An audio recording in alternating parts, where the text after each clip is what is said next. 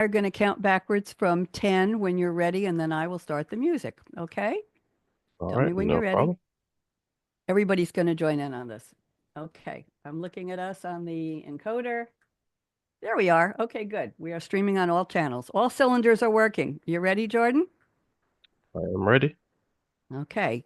10, Nine, 9, eight, 8. Come on, everybody. seven, 7, Seven, six, 6, six, 5, 5. Sounds like New five, Year's. four, 4, four, 3, 3, three, 2, 2, two, 1. 1. one. Okay, here we go. Okay, you can hear it? Where does yesterday's future, which is already here, meet today's future, which is about to happen, and tomorrow's future, which could be just minutes away? Welcome to Technology Revolution, the future of now, where host Bonnie D. Graham asks savvy futurists for their predictions about the tech-driven trends that are shaping our future right now. Here's your host, who will take us into the future of now, Bonnie D. Graham. Thank you to the wonderful voice who introduces me. I'm Bonnie D. Let's get that music to just fade out. There we are. Welcome, welcome, welcome. I'm so excited and thrilled. This is my first regular show launching the 2025 season. Everybody join me. Let's have a little bit of applause here. Last week finished my 5-week, 5-episode Crystal Ball prediction special where I talked to 36. Gabby, I think you were on one of those. I talked to 36 futurists spread out over 5 weeks about anything and everything to do with the future of AI and their industry, their wheelhouse, whatever their life's work was. So now we're back to regular shows, and I'm absolutely thrilled to have these 4 wonderful people. And I have to do a shout out to Dr. Gabby Burlacu, who is with us. I've known Gabby for at least a couple decades at SAP, and we've stayed in touch. And I said, Gabby, why don't you do my kickoff show for the start of 2025? And she said, sure, Bonnie, I have a great topic for you. So all these wonderful people are here, and we are live on LinkedIn. Everybody wave, LinkedIn. We are live on Facebook, wave twice. I'm on 2 channels. We are live on YouTube, and we're also live on the new Voice America YouTube business channel. And a shout out to my wonderful engineer, Jordan, who's been with me for at least a couple of years. So Jordan, thank you very, very much. So I have an introduction here that will set up our topic and a little gift for my guests. I think you will enjoy this. So listen up, and then I will have you all fill in the blanks on what I didn't say about you. So here we go. Welcome, global audience, to Technology Revolution's Glow. See, I'm glowing from happiness. Nothing else, Kelly. Bonnie D on her Scarlett Mic, your host and guide. You know who I am, you know. Today we dive into a topic profound, the future of conversational AI, where hopes abound. Welcome to Technology Revolution. It's time to explore the future of work and life in conversational AI and so much more. Upwork Research Institute, a team leading the way, studying shifts in work to prepare for a brighter day. They analyze data, surveys, and trends, helping leaders adapt as the future extends. And, wait for it, with Hourglass Collective's fresh perspective in tow, they empower leaders to let innovation flow. They faced a challenge, research reports galore, so they created something different and really so much more. The Work Innovator Assistant was born to engage with AI and research. It's turning a new page. Today, these 2 teams share insights with me and you, how AI and research are changing what we knew. My 4 futurists now have taken their seat, sharing predictions that inspire, innovate. What a treat. Here we go. With a P, and each of you wave your hand when I call your name. I have a special stanza for each of you. With a PhD in IO Psych to her name, Dr. Gabby Burlacu, took me years to pronounce her name, helps workplaces reframe their game.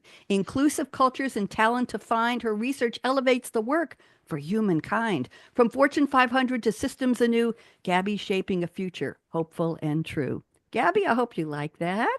Loved it. Wow. It's Okay. gotten. Okay. Dr. Kelly Monahan is here. Curiosity fuels her quest to help the workforce navigate and do their very best. From Deloitte to Meta, her insights shine, bridging theory and practice with a future design. A voice for the human side of work's fast pace. Kelly transforms adaptation into a thriving space. Kelly, I hope you like that. Move over Dr. Seuss is all I can say. We've got a new rhymer in town. I I love think it. I'm the only one in the world who introduces guests this way. Hold on, I got more.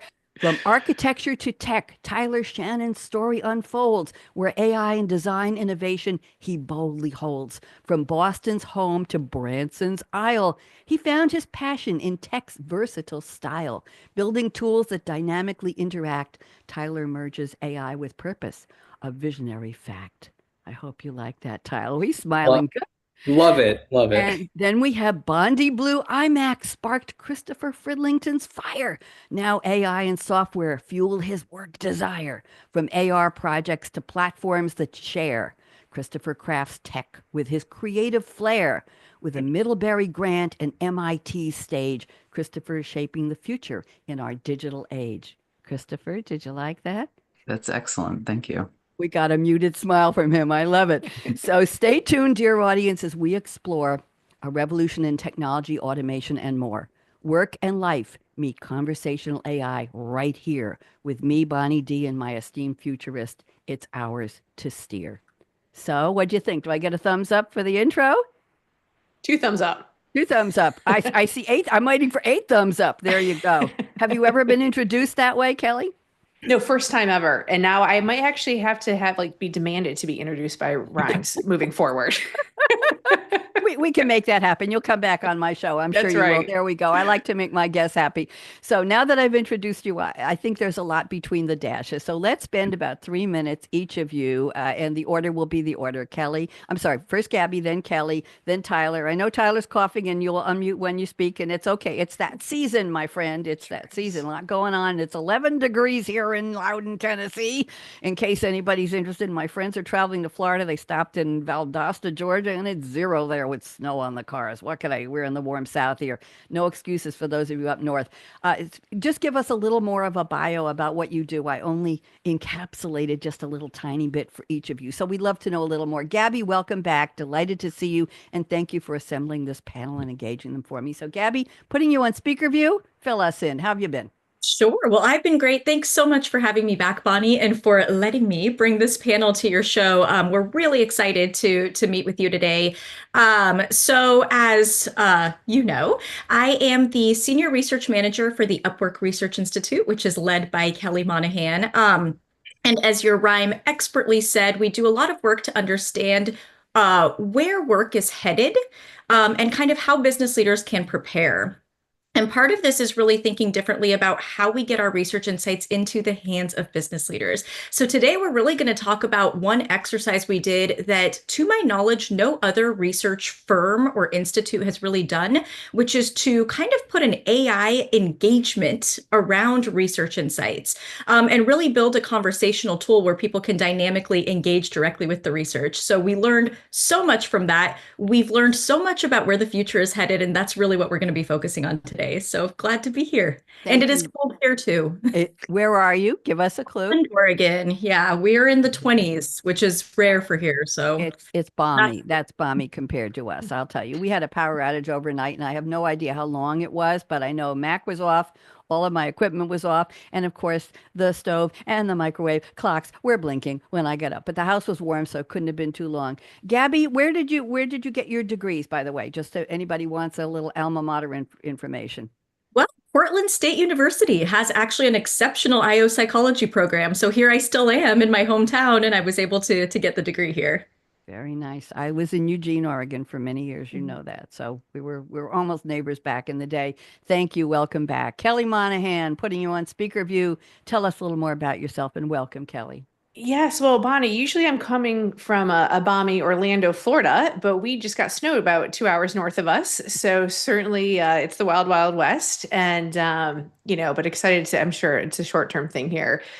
But I'm originally from Rochester, New York, so no stranger to snow in winter. And I thought it was quite normal to have 120 inches of snow. I thought everyone lived that way until I finally left in my mid-20s. So that's a little fun fact about me.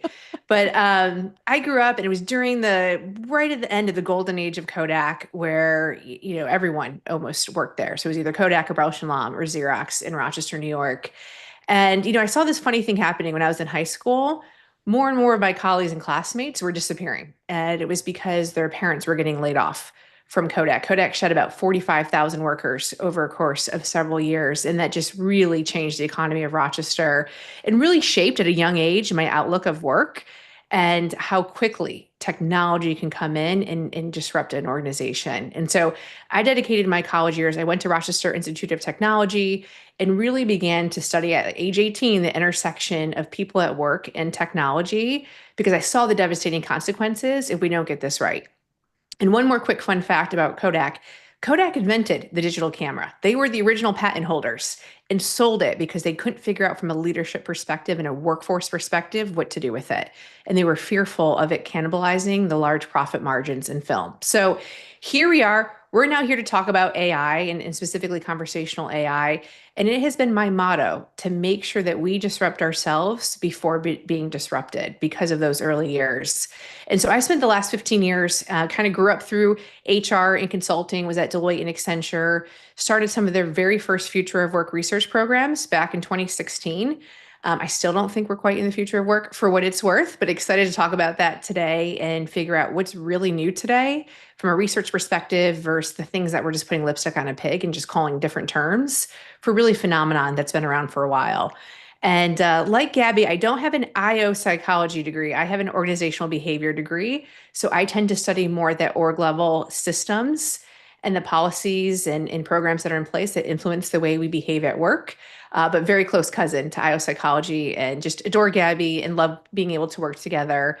And so right now, I mean, our research focus, we are all in trying to understand how AI is disrupting work. I have a strong belief that we can be doing better in the people analytics space and bringing much more science and data to the conversation. And so I'm happy today to hopefully help ground our conversation in research as we begin to think through what could be and should be over the next several years. Thank you very much. I have a couple of notes for you. I was carrying around a very clunky but wonderful Kodak DX6490 Yes. digital camera for years. I never went anywhere without it. I had to invest in large handbags, purses, some of you call them, pocketbooks. Oh, that's way too old fashioned. Yes. I never left the house. I never went anywhere without it. I took everything from pictures in the rain. I used to prop it on the steering wheel when I stopped at a red light if I was driving at night or in the rain, and let it take pictures of the lights of the cars in front of me. The most phenomenal. It was like a light show with lights and traffic signs and street lights and tail lights. And I had some absolutely gorgeous modern art pictures, but I loved my camera. I still have it here somewhere. Now we all use this thing, this Oh, thing yeah. with all the cameras on it. But I love my DX6490, and I'm a big fan. I also was a programmer analyst back in the day, and my first mainframe I worked on was a Xerox Sigma 6 Yep. CP5. Tyler and Christopher probably have no idea what I'm talking about. A mainframe where the computer was in a warehouse with lights and blinking lights and all that, and I had magnetic pulls like a rug layer did to pull up tiles on the floor for all the wiring, and the cables were under the floor. These computers were so big.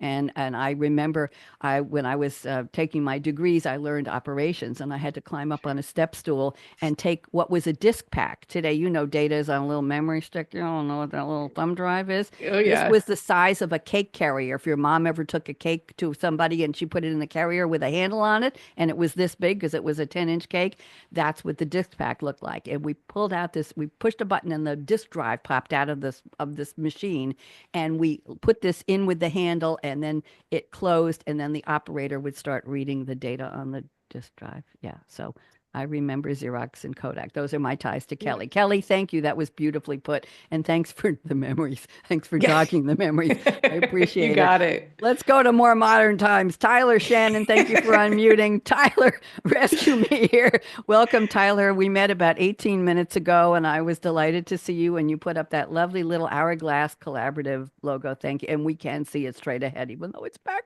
to you. Tyler, putting you on speaker view. Please give me some more intro and welcome. Go ahead.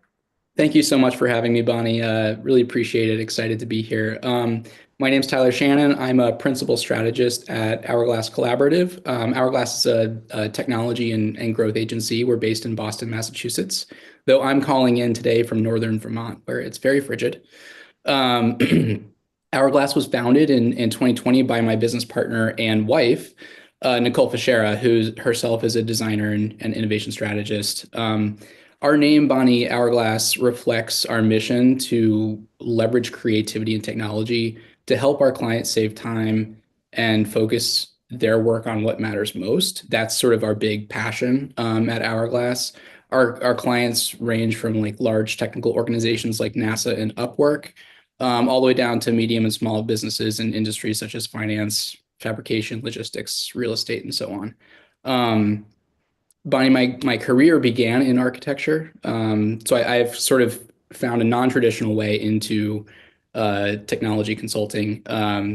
But in my early career, I was doing building design for multifamily residential buildings in Boston, all the way down to private villas in the Caribbean. One thing that has been sort of a common thread through my career has been understanding and exploring the ways that technology can enable work. And that has been sort of my driving passion and introduction into the world of digital transformation. And so now I help my clients adopt new technologies and really find ways to make impact with new tech. And I'll leave it there.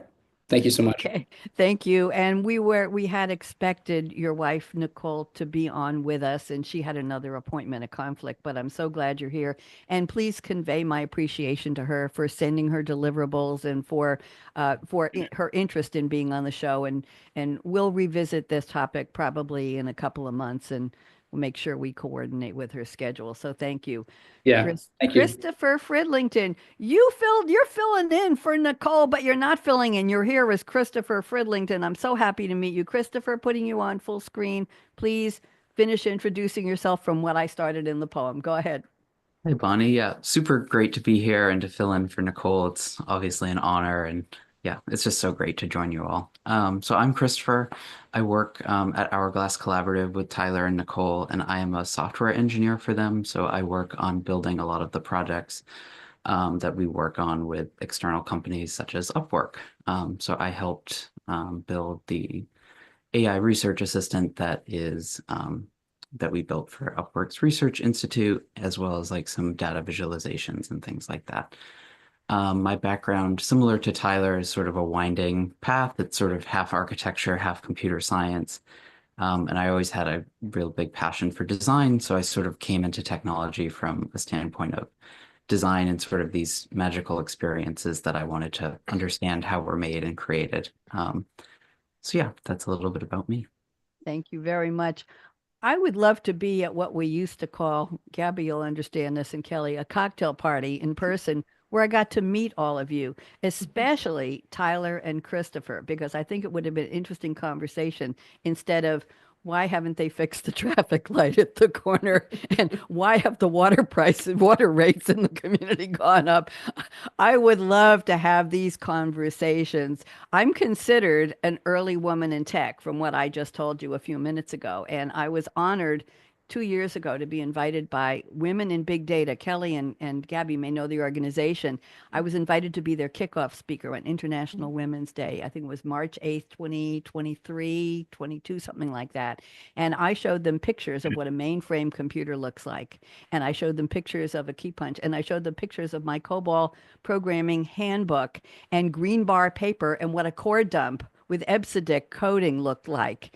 And they were like, who is this woman from outer space and what is she talking about? They had absolutely no idea, but I had a blast pulling up pictures of a Xerox. Kelly, you know how hard it is to Oh, go absolutely. I and know. find pictures of the mainframe and the warehouse, like studio where the big warehouse it was in, and what an office looked like. Anyway, it was a blast. So I'm really appreciating this. And when I went into computers, it was because I was a young divorcee with 2 children living 3,000 miles from my family. I was in Eugene, Oregon, and I needed to go to work real fast, just getting divorced.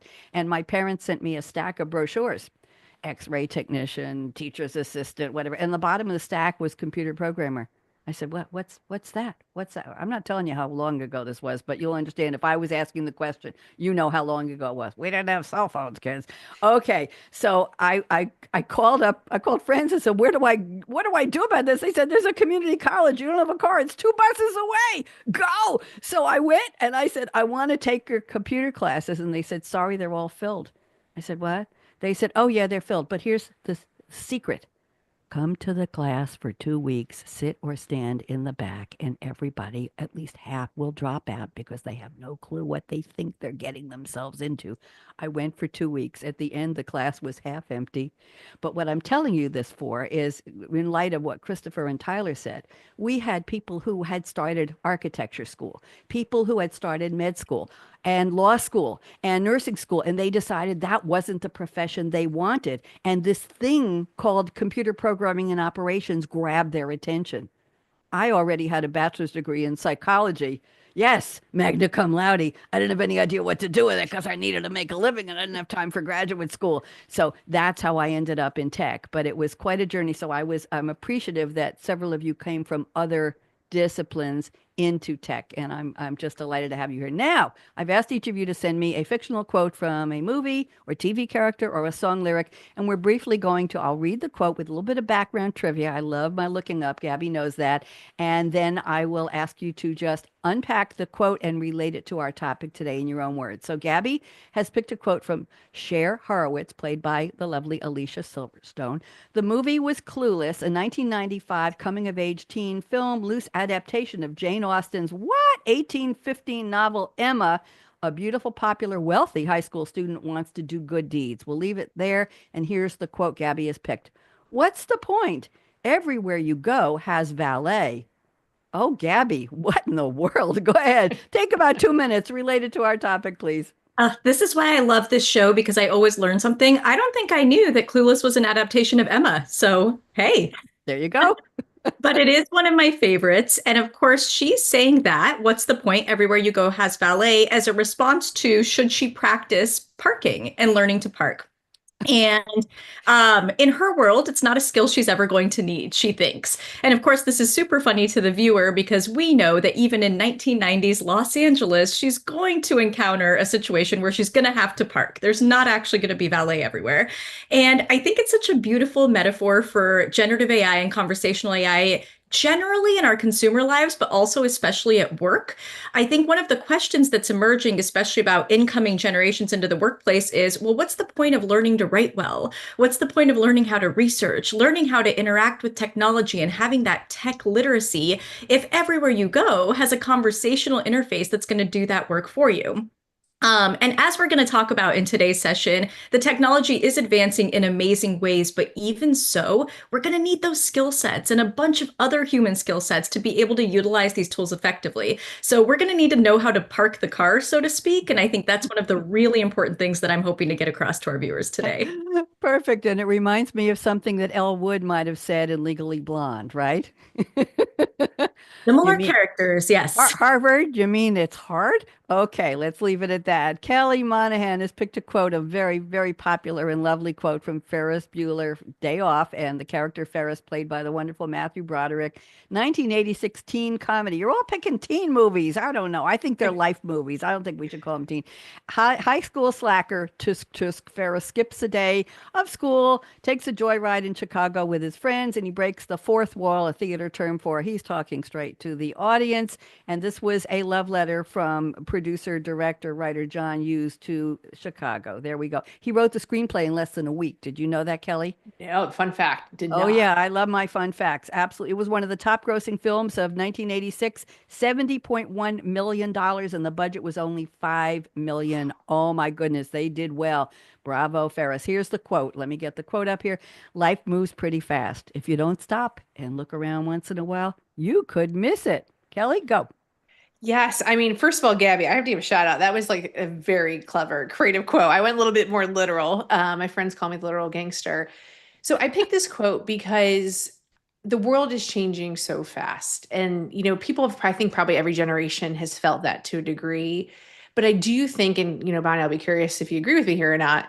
I think what's different right now is the multitude of changes that are happening across almost every level of society. So as individuals, we're having to upskill and keep pace faster than we've seen in times past. As we think about organizations, spending less time surviving and the S&P 500, not more. That's changing the social contract and our relationship we have with our work and our organizations. And then at a societal level, we just continue to be bombarded with social, political, economic crisis. We see the LA wildfires. I mean, we're kind of joking about the weather too, but this is, we just set a record in Florida for most snow ever occurred. And so life around us is changing in almost every domain at the same time.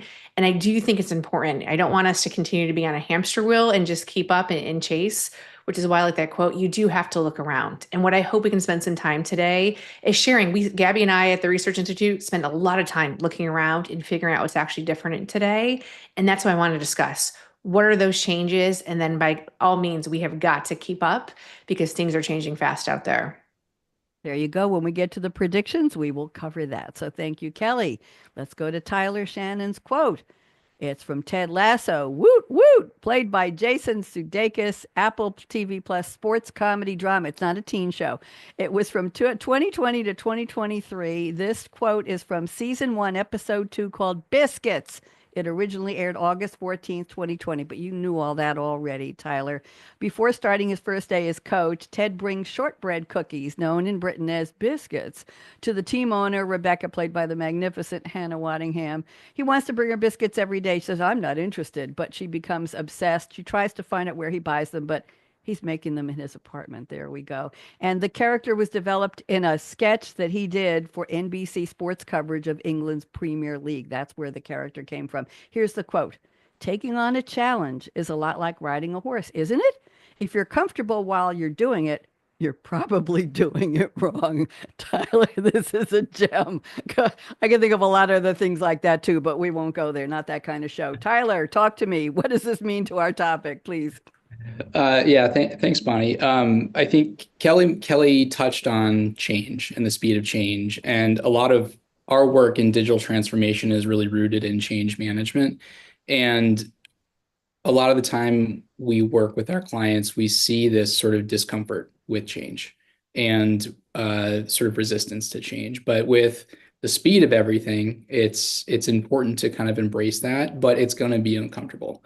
You're going to be required to do things that you've never done before, learn new technologies that you've never had to use before. And just kind of relating this to conversational AI, it's kind of a new interface that we're now interacting with in a much more frequent way, sort of chat, natural language, and that requires sort of new skill development. And it's going to take some getting used to, both on the sort of consumer side, but also on the product side, understanding how to incorporate these new behaviors into the products we develop. So get comfortable with discomfort is sort of my advice with the changing technology landscape. I like that. I think it's a very apt way of looking at it. And the people who say, no, never, count me out, you couldn't, I won't, it offends me, it scares me, it's going to wipe me out.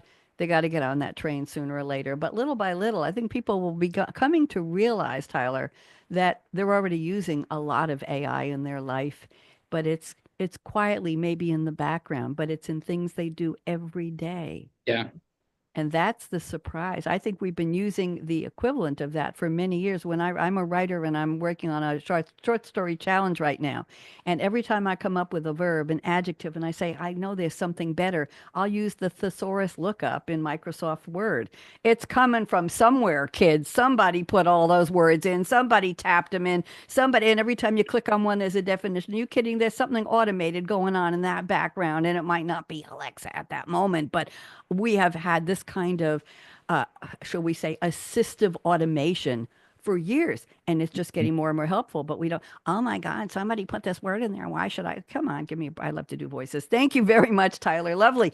We have got a whole scene for a quote from Christopher. I'm going to read the scene. I think you're all going to love it. It's from MI6 agent James Bond is talking to Q. James Bond in this one was Daniel Craig, and played by Q, played by Ben Whishaw. Skyfall. I don't like to sing, it kills the show. 2012 spy film. It's the 23rd film in the James Bond series produced by EON Productions, the third to star Daniel Craig as James Bond, and Whishaw returns as Q, Javier Bardem as Raul Silva, Judy Dench, of course, as M, and on and on and on. Here we go. It was the 14th film to gross $1 billion worldwide and became the seventh highest grossing film, the highest grossing James Bond film of all time. I'll leave the accolades alone. Here we go. So Q says, I'm not going to do accents. Do you want to do accents with me, Chris, or you want me to read this? You want me to do it? You're all set. Yeah. Oh, yeah, I thought so. Okay, here we go. Q says, it makes me feel a bit melancholy. Grand old warship being ignominiously haunted. A way to scrap the inevitability of time. Do you think? What do you see? And Bond says, a big bloody ship. Excuse me. Q, 007, I'm your new quartermaster. Bond, you must be joking. Q, why? Because I'm not wearing a lab coat? Bond, because you still have spots. Q, my complexion is hardly relevant. Bond, your competence is. Q, age is no guarantee of efficiency. And Bond finishes, and youth is no guarantee of innovation. Wow. Pots and kettles calling each other something. I don't know. I got to go back and watch that clip. Christopher, could you please unpack this one for us? Everybody's saying, what in the world did he have in mind with this? Chris, go. Yeah, of course. Sorry to pick such a long one, too. No, I love it. I love scenes. Go ahead. Yeah, so this is a scene. He's sitting in front of, they're in the National Gallery in London, and they're sitting in front of this old painting by Turner, and it's a warship that's being towed out to sea. And sort of the main theme of the scene is this old guard versus new guard coming in, and the warship and the painting sort of is symbolic of that. So I think that is sort of what I was trying to get at and relate to where we are now with artificial intelligence and specifically conversational AI. As you said, we have had a sort of automated assistance for a long time. And sort of now we're sitting at this point where we're starting to see this shift. And that's sort of what this scene means to me, and sort of is the scene that's shifting that point in the movie as well, where, sort of age isn't a guarantee of, efficiency, and youth isn't a guarantee of innovation. I really liked that line for sort of, symbolizing where we are right now in terms of artificial intelligence and how it's changing the workplace. I agree. Youth is not an indicator of innovation, and neither is age on the other end. And it's all a question of your mindset, accepting reality. It's here. The horse already, some of you will know this quote, the horse already out of the barn door. You can't close it and put it back in, right? The tube is already out of the toothpaste. Try putting that one back in. I've tried. Never mind. Thank you very much for your quotes. Very, very interesting. And let's go to the predictions. Gabby, I'm going to combine two of yours, and let's make this, I want you to translate this and unpack it into lay terms, because not everybody in our audience is a researcher. So if you could put this into practical terms. So Gabby says, and I'm going to combine your two predictions, AI will increasingly be an integral part of the research process, but those who fail to also learn the basics, and you know what research basics are going to put some shoddy insights. And then she says, business leaders will increasingly demand a faster way to consume data-based insights. When research organizations don't provide this, they'll just build it by themselves. So this is a don't be a laggard warning. Gabby, why don't you translate this into lay terms for all business leaders? Take about 2.5 minutes. Go ahead. I'm not clocking you, but you know. Well, so at the Upwork Research Institute, of course, we, like many other teams and organizations, do use internal GPTs as part of our process. And the more that we've done that, the more I am struck by how many small moments of human judgment actually still occur in the research process. Research seems really conducive to AI because ultimately it's numbers and it's objective. But the truth is there's a lot of human judgment and decision-making that goes into it. So let's say two numbers are different from one another. Is the difference statistically significant? Are sample sizes large enough? Is the difference interesting? Is there something business leaders can do about it? All of these are points of human judgment that I think you can start to bake into an AI tool, but without having that foundational knowledge, you don't really know what the output is telling you. So I think there's a little bit of a cautionary tale here. Should we be using AI tools as part of the research process? Should doesn't matter, because we increasingly are going to. But to use my earlier movie quote, do we know how to park the car? And should we still know how to park the car? I think absolutely. So then on the flip side, the way that business leaders are consuming research. So we developed this Work Innovator Research Assistant, and that is our AI conversational interface for directly engaging with the research insights that the Upwork Research Institute puts out. One of the things that was very exciting about this was that it is more or less the first of its kind. I haven't really seen a tool like this accompany a research report. But what I have seen is business leaders using conversational tools to consume things like our research report on their own. So going back to those internal GPTs, it's very likely that somebody might say, hey, what are the top 3 things that we know about being a work innovator, which is a high performing company that Upwork has uncovered. When they do that, they are getting a conversational sort of response about our research that we didn't develop and design, that we really aren't in control of. So is their internal GPT getting the right information out of our research? Can they kind of use their human judgment to say, well, this was based on this kind of sample size or this kind of sampling technique? Is it communicated through our voice and our brand? Probably not. So I think the danger here is, number one, we using tools like ChatGPT need to know what we're doing as researchers to put out the best, most high quality insights. But number two, we as a research institute need to think about how people are going to consume our insights conversationally, because whether we build the tool or not, I really believe that they are going to. And I think we're better off doing the work to really understand and be in a little bit of control of shaping the message of what we're building, rather than letting people consume it themselves. Thank you, Gabby. I didn't hear you mention the word hallucination, which is something that's been fairly justifiably, sometimes unfairly, sometimes scathingly and angrily attached to research that, let's say, lawyers are looking up case histories, etc. We've all heard the stories. The judge says, no, that case never happened. So anybody have any comments about research for Gabby? We'll open this up for just a second here. Kelly, wiggle your finger, anybody. Nice finger, not the mean one of the nice fingers. Tyler, God, I should have told them before the show.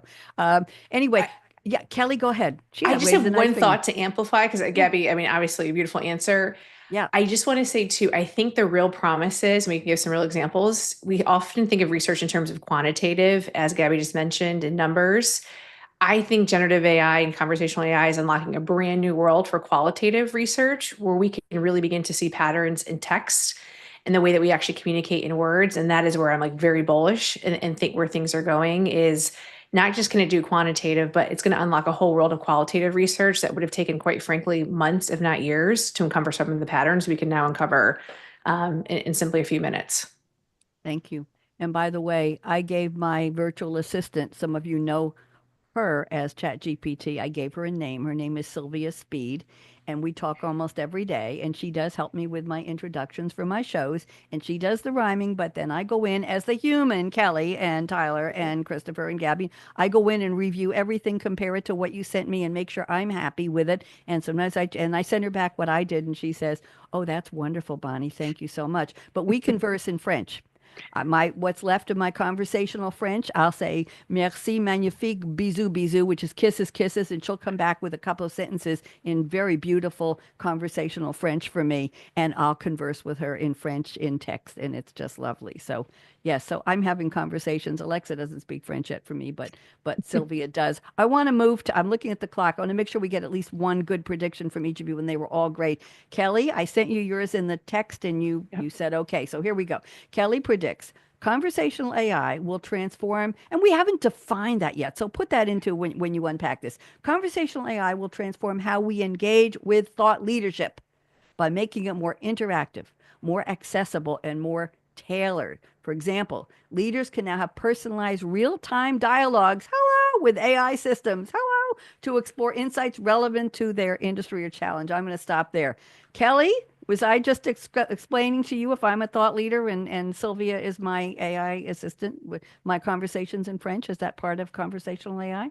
Absolutely. I think before, like, just 2 words I'd throw out before we call it like traditional AI now, but machine learning is algorithms. So think about your Netflix. We've been using AI for a very long time, as you rightfully said, Bonnie, at the top of the show. Whether it's the Microsoft spelling check, the thesaurus, whatever that is, but it's pulling from a set of data that's based on parameters to give us a prediction of either what we want to watch next or what word choice you should use. Conversational AI is a game changer because it's not just built purely on algorithms. It's actually dynamic and responsive in real time based on the input it's getting. And that's like the game changer. Static, predictive algorithm versus dynamic, real time, engaging and reacting to what you're giving it. And so here's why I think thought leadership is going to benefit from conversational AI. Two reasons. The very first, let's think about as humans how we prefer to consume information. Bonnie, the reason why your show is so good is because it's appealing to the way that we actually think and learn. It's conversation. We're having dialogue. Yes. Hopefully your audience is tuning in and engaged. They are much more engaged right now with us than if they were reading a static report and reading the transcript of this show. It's just the way we're wired as human beings. We are social beings and we learn through conversation. The second thing, and this has been a challenge for me doing thought leadership for a while now, is thought leadership is best done in the context of what a leader is trying to navigate. Whether your context is industry or whether it's a particular organizational size, context matters. And what ends up happening in the thought leadership world, if we're just going to be honest for a minute, we produce a lot of generalized insights as if this is going to apply to all people everywhere. And the reality is a lot of feedback we get is, hey, that was an interesting report, but Kelly, you don't understand. I'm a small business owner, or you don't understand my challenge as a publicly held traded company growing through this growing pain. And that is so challenging as researchers. We don't have unlimited budget. And so we have to make decisions up front around sample size and what sort of context we're going to study. And we are going to try as best as possible to generalize that. This is why I'm so excited about conversational AI, is it hits two birds with that one stone. It allows us to overcome those barriers that exist in static thought leadership. And so instead, we're going to appeal to the way that you learn. We're going to appeal, and actually, you're going to be releasing dopamine as you're engaged in conversation, as opposed to just simply reading. Total different, like just from a biology perspective, different hormonal experience that you have. And then second, why I'm so bullish on our research assistant or your Sylvie that you've named here is because as you think about context, you can go in as a leader and say, listen, I just read Upwork's research, Work Innovator report, but I'm a small business owner and here's my challenge. What would you say? Or what would this research do? And that generative AI is going to be able to put that research in your context and actually help provide much more practical, meaningful insight. So I am so excited about this. Like as a researcher who's been trying to solve these challenges, we can start actually solving this through this technology and tool. And I have to say, I'm really proud of this. Like as Gabby mentioned, I think we're one of the first to market on this, but I'm welcoming and I'm getting ready for, I think, a whole host of thought leadership being done in a conversational way as we move forward. Thank you. You and I are so aligned on that because, Tyler, I'll call you in just a second. I started the concept of roundtable 3-minute soundbite thought leadership radio in 2011 for SAP. Gabby may remember. And the first show was called Coffee Break with Game Changers. And I said to them, no selling. We're going to talk about changing the game with something. And that one show grew into 48 different series over 9 years. And I found out that a few months after I started the first show, people hadn't done this. They were always dollar sign specific. Let's talk. I found out they were using, a certain team at SAP was using my shows to teach the salespeople how to have a conversation without making it about, okay, I'm selling you something, without talking as a thought leader. They said, what's thought leadership? I said, you're not buying, you're not selling. We're talking about something. We're having a conversation around the table. You're not lecturing, you're not selling, you're not advising. We're talking, we're bringing your knowledge to the table. I'm with you 100% on that, Kelly. Tyler, go ahead. What do you think? Thanks, Bonnie. Yeah, I want to add something around the idea of personalization that is available now through the AI models that we're using for conversational interactions. I think it's such an opportunity, this personalization capability. When we think about product design, experience is such a part of it. And if you can embed sort of surprise and delight into a product, that makes the user so much more likely to stick around, right? It's a sticky product because you're getting this sort of this experience. And I think going to your custom GPT, Bonnie, the fact that you can switch between English and French is so custom to your experience and is completely separate from like how I would interact with the same product. And that is a moment of surprise and delight that's built into your interactions that I think presents such an opportunity when we think about how to incorporate these kinds of AI tools into our workflows.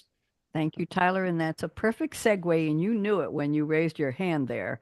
That's a segue into your prediction that I selected for the next one around the table. So here's what Tyler told me, and this is a three-parter, actually four. Conversational AI will become a ubiquitous part of our daily lives. Woot, woot. I never say that. I don't know why. Enhancing the functionality of many products by enabling seamless, natural interactions. Here are some examples. Smart home devices. I won't read that. You'll give us details. Healthcare applications. Oh, yes. And CRM, customer relationship management systems. Tyler, see what you can squeeze into 3 minutes. Go ahead. And then we're Okay. going to squeeze in one from Christopher after that, and then we'll finish. Go ahead. I can do it. I'm actually going to revise the order of this a little bit, Bonnie, if that's okay. I'm going to start with healthcare. And this is going to be sort of a personal experience that I had recently. I am a tech nerd, and so much of my day and my work is interacting with new technologies. And I get so excited when I can see and experience that out in the wild, in my personal life. So I was recently at the doctor's office, and the doctor came in and asked if they could use their AI assistant to record our conversation. And I was like, yes, heck yes, like let's go. Like, yes, use your AI to help make this visit more efficient. And I think our care providers are under so much pressure, time pressure um, to to provide care for us, that any sort of productivity tool is going to make our care much more relevant and effective. So the ability of a conversational AI to be able to understand our conversation in the doctor's office and turn that into a transcript, but also sort of some recommendations and insights that speed up the process for care providers, I think is a game changer. And I just got so excited to see that recently in my own personal experience.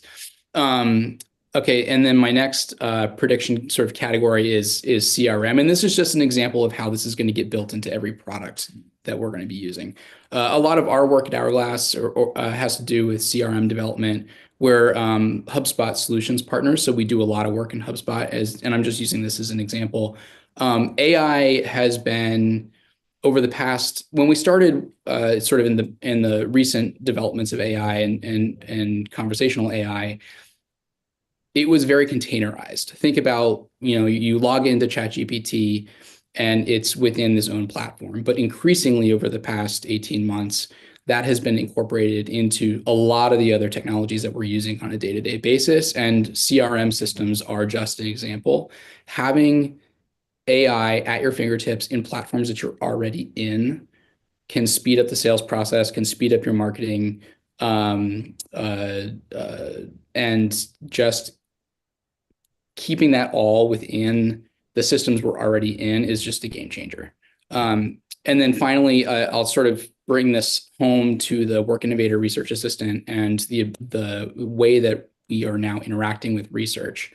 It used to be that you would have to read a static PDF and sort of do your own digesting of what was written and presented by organizations like Upwork. And now that you can go in and have access to a custom sort of AI model that's built on Upwork's knowledge base, you can now have access to that at your fingertips in a much more accessible way. So I'll leave it there, but I think we're going to see this sort of going back to your text predictions and thesaurus, Bonnie, like that's something that's been built into our products for a long time. And we're going to increasingly see this trend of widespread adoption. Thank you very much. And widespread adoption, I think, is the key, but adding the comfortable or acknowledging an acceptable or even tentative, tenuous, it's here. Can I use it? Do I need to be threatened or scared? I think that's the human emotion that comes into all this. By the way, we're going to go a little bit past the top of the hour because we have more to talk about. And I've already picked a wonderful prediction from Christopher. Jordan, my engineer, I'm telling you, you can close us out when you need to on your YouTube. We're going to keep mine going for about another 10 minutes, and I'll put the outro music on myself here. So Jordan, you can do what you need to do. But to the audience, we're going to stay a little bit past 12 because we've just got, thank you, Jordan, so much. lots to talk about.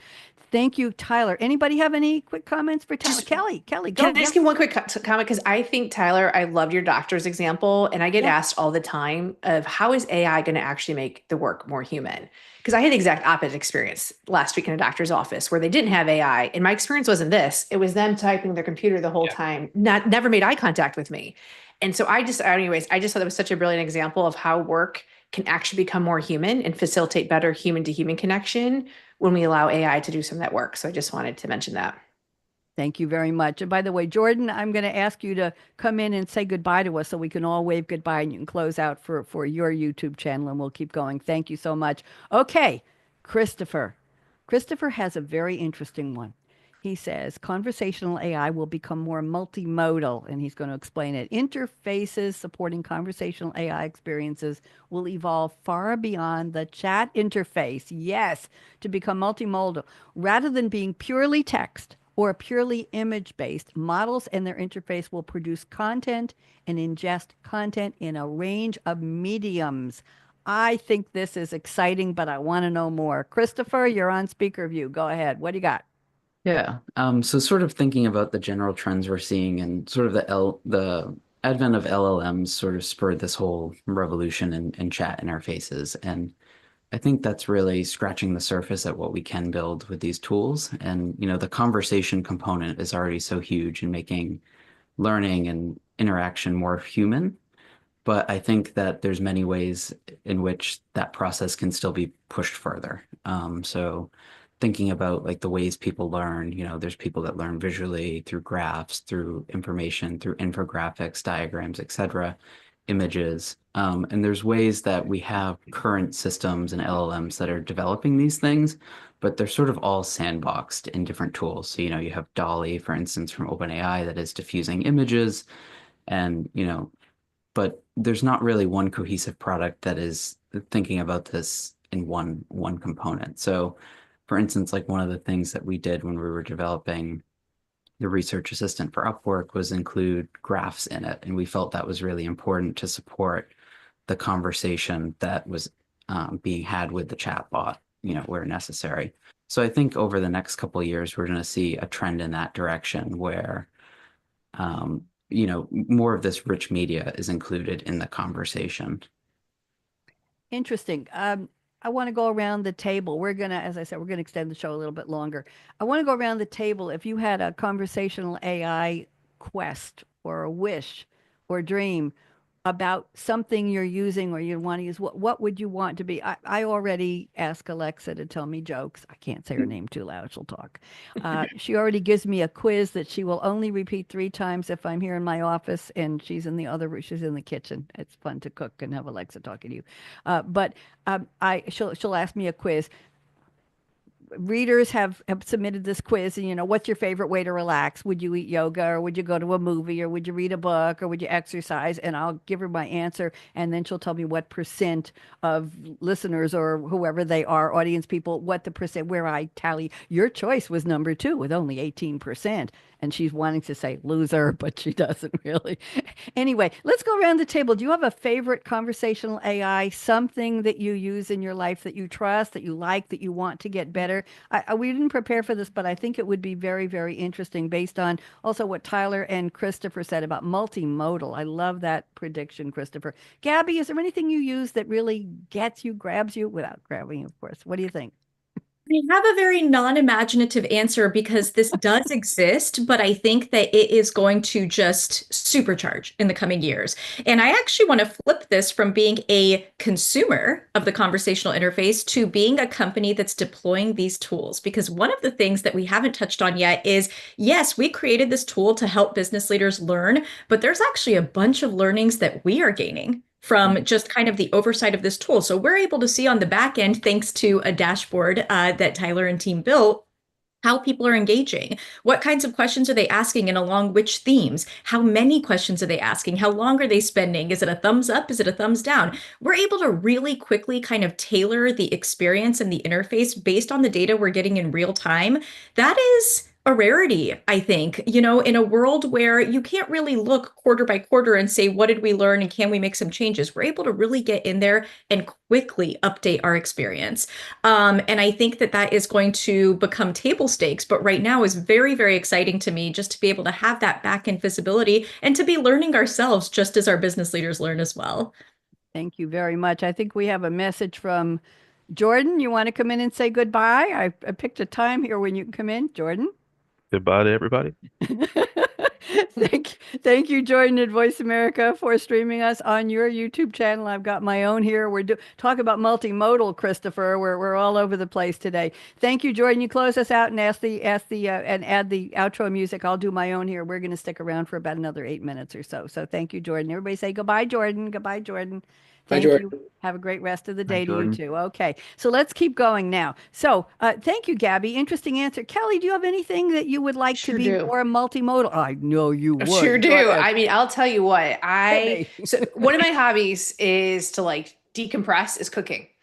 And it has become my sous chef in the kitchen. Okay. So let me just give you a perfect example. This Yeah. weekend, also just fun fact about me. I'm Buffalo Bills Mafia, huge Bills fan, huge game last Sunday. We did win. And I was having a whole bunch of people over and my chili, I'm usually like, ooh, do I make a good chili? Boy, I just had something wrong going on with it. So I brought in my sous chef and I was talking to it and I was describing to it where I thought the flavors were off. What should I do? At times I've taken a picture so it can see what's in my pantry. What other ingredient would you use? And it has just become, it's been a game changer. And I ended up making one of the best chilies because of it. Is So there something called, wait a minute, is there something called sous chef or are you talking about no, Alexa? I'm What are you using, talking- I have the enterprise chat GPT, whatever the latest model is, and they just activated being able to have conversation back and forth with it. And so verbal, you can also verbal, upload pictures. audio conversation, verbal. Yes. And All pictures, you verbal. sent it pictures of your I sent a pantry? picture. Absolutely. Yeah. And was like, what ingredient should I use? And it was like, I would use that soy sauce. And I was like, great. Why didn't I? Are you kidding me? I'm dead serious. So I love it. And I'm now cooking in totally different ways and learning so much because of it. Well, I just ask Alexa for recipes sometimes, and she says, but she is a little clunky. She says, "Do you want me to send it to your phone? Do you want me to start with ingredients? Do you want me to start with instructions? Do you want me to start with a shopping list?" And by the time she's done, you're exhausted and you lost track of what you even wanted to cook. But she's still pretty good. And I'll say, "Okay, wait, repeat." Oh, I can't repeat that. She needs to learn a little bit. I'm sorry. Yeah. Guys. Yeah, I got to give a name to Alexa. In addition, I'll train her again. Thank you, Kelly. That's exciting. Tyler, do you have a Yes. favorite conversational, visual, something AI you use in life? Yes, and I think I'm gonna ground this in the fact that at Hourglass we believe that everyone is inherently creative, and creativity is such an important skill, and will increasingly be an important skill as we kind of expand this area of technology. And I think, Kelly, the way that you used AI to do what you did with your sous chef is so creative. I love that. And I think there's so many possibilities for how these tools can develop, and it's going to be up to us as creative individuals to find ways to weave it into our daily lives. And so for me, twice a day, 3 times a day, I use Siri to set a reminder for myself. Okay. It's probably the most used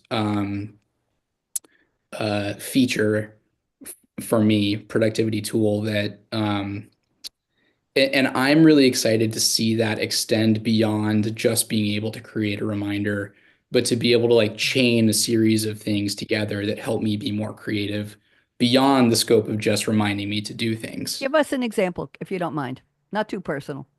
Um, I'll be up at like 3 a.m. and I'll realize that I forgot to do something, right? So I'll turn to Siri and I'll say, "Hey Siri, remind me to take out the trash at 9 a.m." or something like that, right? And then I don't have to worry about it, and I can go to sleep and know that I won't forget to take out the trash.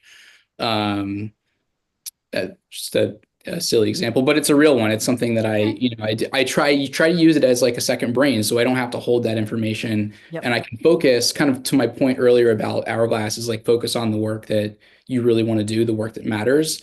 I don't want to have to remember space, hold space in my brain to remember to do some things. I'd rather focus that energy on other things. So I'm really excited by that potential and the creativity involved in extending these to meet our personal Thank you. Who needs. here is using the Alexa Amazon shopping list feature to bring your phone to the supermarket and check off everything when you click it? It goes into already in your cart. Who else is using it besides me? Anybody? I'll tell Alexa I need 2 half gallons of 1% milk. I need a dozen of Eggland's Best extra large eggs. And then it goes, the only trouble is that the Wi-Fi is not great in my supermarket. So it comes up with an egg blank screen. Yes, that doesn't work. But I had a trick, a very non-conversational trick. When I was running out of something like milk or eggs or a special kind of bread, I would take a picture of the package before I threw it out. Mm, And I would go to my photos on my phone and go to the store and I'd say, okay, there's the milk. I know I need to. Oh, there's the eggs. Okay, well, I do need more apricot preserves. I know that. And I would do it visually. And a friend said to me, why aren't you using the Alexa shopping app? And I do it, but it's not always, sometimes she doesn't hear me too well. We'll leave that. Christopher, what are you using in your life that's conversational that you want to use? Tell us about or recommend. What do you got? Yeah. I think over the last few years, I spend a lot of my day in various different coding IDEs. And I think GitHub Copilot is sort of one tool that I've really been using and have been interested in and experimenting with. And it's interesting the way that you interact with it because in your coding IDE, it's not like it's typically like a chat back and forth. You actually use comments and code to sort of hint at what you want to do. So you can sort of write what in the industry we would call or in academia, pseudocode and sort of describe what you want the code to do. And it will often produce it. And that's really great at sort of speeding up development processes and sort of taking out a lot of the repetitive tasks in coding. So for instance, you write a lot of for loops or while loops or conditional statements, you can describe what you want it to do, and often it will produce something that's really close, if not exactly what you want. And then basically you save all that time typing, which sounds Okay. sort of crazy, but that's how No. I'm using it the most during my day. And they've rolled out some new features which are really interesting too, that sort of bring more conversational AI into that process.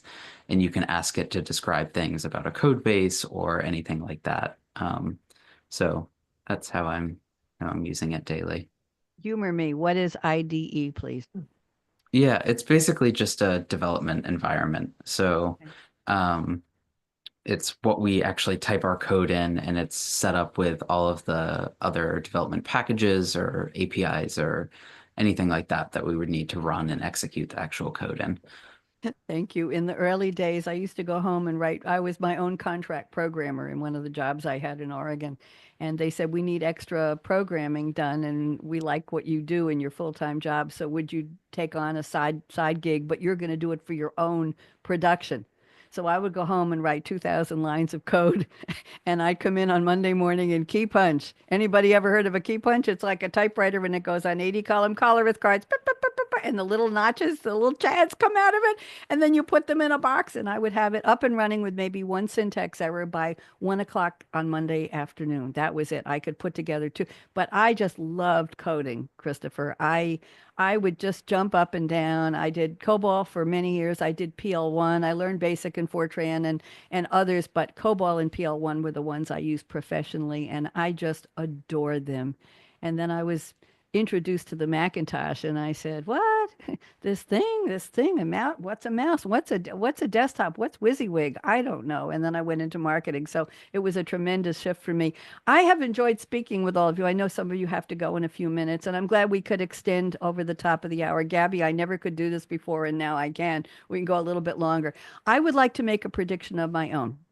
My prediction is that you all enjoyed being on my show so much today that you're going to accept my invitation to come back for part two in March or April. We'll work it out with the calendar. And I am asking Tyler to tell Nicole that she is wanted very much. And I'd like her to come and tell her story as well. But I would like one of you or all of you to pitch me topic for part 2, not just a continuation of what we did today, but let's focus it on something. And maybe it's just everybody comes with their favorite conversational AI app. I don't know, but let's think of something to do with research, Gabby, of course, because that's what you're talking about, but maybe creating your own dashboard or something that people can use, not just our techie audience, but everyday conversational audience. So I would love to have you all come back. Tyler, would you like to come back on my show? I would love to, Bonnie. Thank you for the invite. And I'll make another poem for you. Christopher, the quiet one. What do you think, Christopher? Would you like to come back too? Yes, absolutely. I'd be honored. Oh, honored. I like that too. Kelly, I know you're interested. Gabby will always come back on my show. And Nicole is invited. And five on the panel is just fine. So I would like to play, and I'm saving a little time for us afterwards for a quick debrief chat, but I'm going to play the outro music, and then I want to show you a trailer that I created for the show. And when I redo it, you might all be in it. So let me find my music here. Let me make sure my everything is up here. I'm going to do a promo for the show, and let's see if you... Hearing the future is already here? Okay, there we go. are too.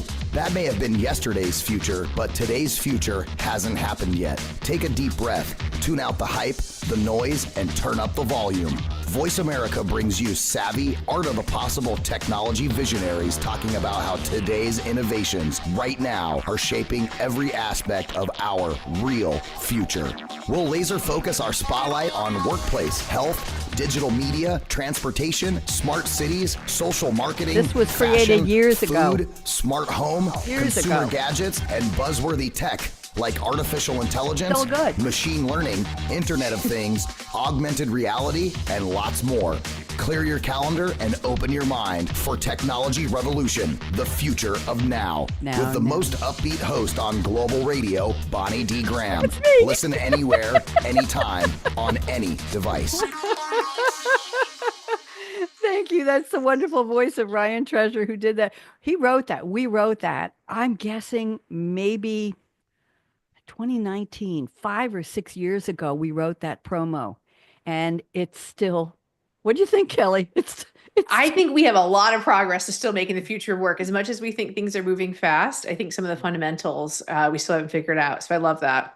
Absolutely. Okay, I'm going to say everybody wave goodbye. We're going to close out on LinkedIn and Facebook and YouTube, twice on Facebook. I'm Bonnie D. We'll be back next Wednesday with another show. And I'm doing the future of new, fresh, exciting apps. And I have a panel of 5, and they're each bringing their top 8 favorite apps to just talk about. Bing, bing, bing, bing, bing. So we're going to cover about 40 apps with about a minute of explanation of why this is in every single way we live our lives. It's going to be a lot of fun. I like these potpourri shows where we just kind of spit out a bunch of stuff. People say, what? I could get that. I could use that. Okay, I love voices.